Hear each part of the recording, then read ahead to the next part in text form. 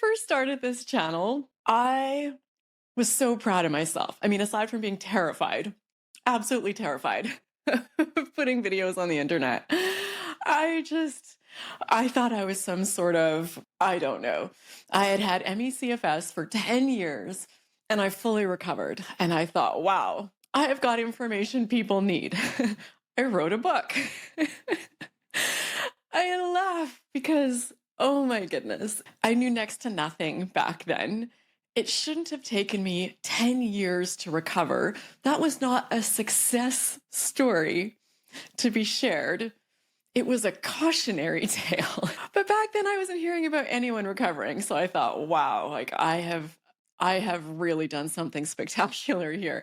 And it was, but it didn't need to take that long. And now that I've had these years to, read and learn all about the latest research and interview so many of you amazing people and hear from people all over the world and just have had thousands of moments to reflect on my journey, my 10-year journey with this, I can now see and explain very concisely where I went wrong and the specific mistakes I made for why it didn't need to take me that long.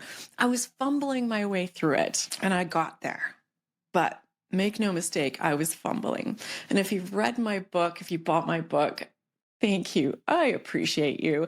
And shockingly, the reviews are good. I think because people just relate. So many people say it's like hearing their story being told. My step-by-step instructions for how I got well, yeah, they worked, but I take it with a grain of salt because I didn't fully understand what I was doing or why it worked. And I can tell you a lot better now. So right now, I just want to walk you through the short version, like the key moments where I slowed myself down, the new understanding that we have, and how you can use that to speed up your own recovery so you also are not a cautionary tale. And please know that when you recover, even if you've been unwell for decades, it is, of course, nothing short of spectacular. I love to be able to laugh at myself now, especially since I shared my journey so publicly and so proudly, and I should be proud, and you will be proud too. And the reason is, the unfortunate reality is that we have hundreds of millions of people in the world facing conditions like ME/CFS and long COVID. And even though we now have information to get past this for many people, it's still not widely known. 99% of doctors, one physician on the channel I had recently told me, do not have this information. So even though it is there, it is relatively simple to understand those steps to recovery. It's not easy, and millions of people will never recover. So we are doing incredible things. Okay, so here's where I went wrong. Okay, the first 8 years of my 10 years, I just went wrong all over the place, pretty much every step of the way. I could do a 2-hour video on all of those moments. Let's just sum it up into relying on supplements, being terrified all the time, trying 1,000 things at once, thinking a medication was going to save me, thinking it was going to cost tens of thousands of dollars and I needed fancy devices and contraptions, and giving up, just a zillion things. But let's zero into the end. And I finally started making this progress that was, I felt, book-worthy. And it was progress. And I do think it was book-worthy. But I could write a better book today. Maybe one day. So I thought, or I figured out, that I was going to have to start doing more. I was going to have to start doing more activity to get better. I couldn't rest my way out of this. And I also figured out that doing more activity was going to bring on symptoms. So the first 8 years, terror towards symptoms, fear, frustration, overwhelm, despair, hopelessness in response to symptoms every single time. The last 2 years, I'm like, okay, I don't know why, but symptoms are inevitable. They're like this byproduct of recovery. I don't get it, but I need to do more.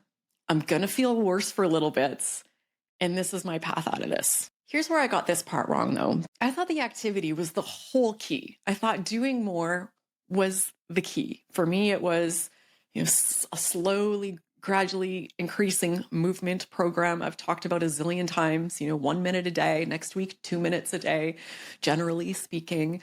And I was so fixated on that movement. I thought that movement was what was healing my body. It's what was getting me better.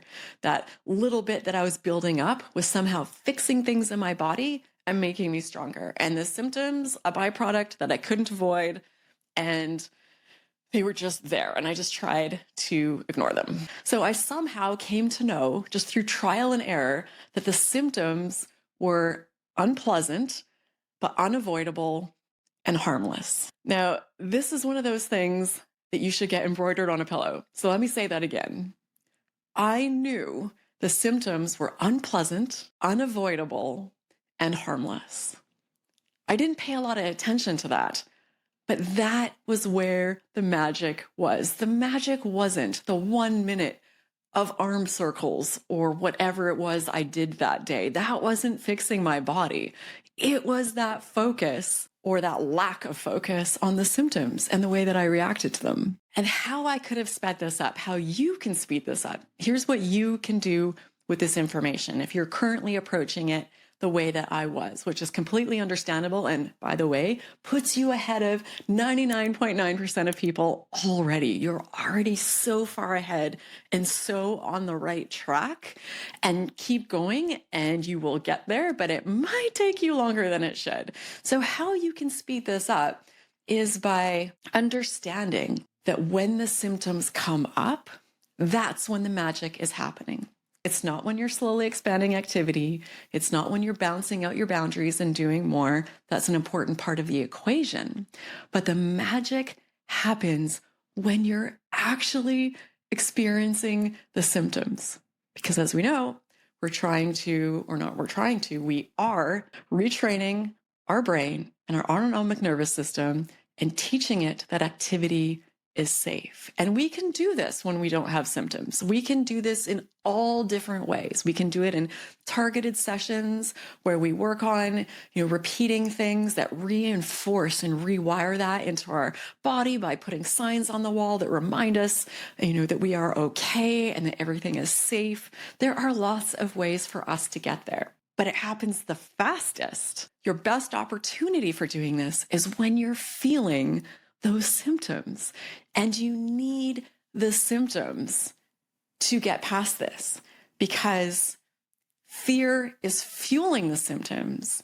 And the biggest type of fear, if we took a pie chart of fear in your life and see what was the biggest piece that was impacting the continuation of your symptoms, is the reaction to those symptoms. So every time you get symptoms, that's your opportunity to just be like, okay, hey there, I see you. You can stick around. It's fine. No rush for you to leave. I'll be a little curious about you. Like, what are you doing? Are you moving around? What do you feel like? And just relax into it and be like, all right, come along for the day. And when you have that, it sends the ultimate signal of safety to your nervous system that everything is okay. There's a caveat to this. It's important to know that, because as we go through these journeys, our symptoms typically fluctuate, right? They might fluctuate throughout the day, throughout the week, throughout the month, throughout the year. We can have days where symptoms are worse. We can have months where symptoms are worse. And when those symptoms are in a severe or very severe state, this isn't the time to have those conversations with them and just try and have this lightness and like, hey, come along for the ride. My favorite example is like if someone set you on fire and then we said, just be okay with the feeling of being on fire. Don't freak out about it. That's not realistic. We can't do that. So in those moments, you just do whatever you can to get through and whatever you can do to give yourself gentle messages of safety and just self-compassion. And you take care of yourself and it will pass. And any message of safety is going to help navigate you through that. And then once those symptoms get more moderate and more mild, then you start having those conversations that really help speed up the process and move you along. And the amazing thing is that you no longer have to stumble your way through this on your own. I still watch some videos of people out there that are making progress and then they're falling back. These are some high profile people, and you'd think they'd have access to all the information, the latest science out there. But when 99% of doctors don't even have it, it's understandable that when people who are bedbound and like almost paralyzed with symptoms can't come across this information either. But the information is there, the resources are there. You are always invited to come join me in my Brain Training 101 program. It is a front row seat to people with all levels of severity of this condition getting better and cheering each other on and having challenging days and months and helping each other through it. And it's short daily videos to give you like bite-sized bits, like the all killer, no filler version of what you need to know, the insights and the strategies to help work you through this. Because you don't have to figure it out by yourself. You don't have to do it on your own. I wish I would have had something like this available. I bought 2 online courses for myself for other topics just in the last 2 weeks. I do not think any of us should be reinventing the wheel. Find people who have figured out what we're trying to do and then learn from them. So there's a link in this video's description if you'd like to come join me in Brain Training 101. Join the live group coaching calls, meet some really incredible people, and let's work on this together. I hope you'll come join me in my course. It would be incredible to get to meet you and hear your story myself and work with you, with our group and our wonderful team as you work your way through this. But whatever you do, I hope that you don't give up and you keep searching and you get the resources and the help that you need, because I believe you absolutely can get past this. Thank you for watching, and I do hope to see you in the course.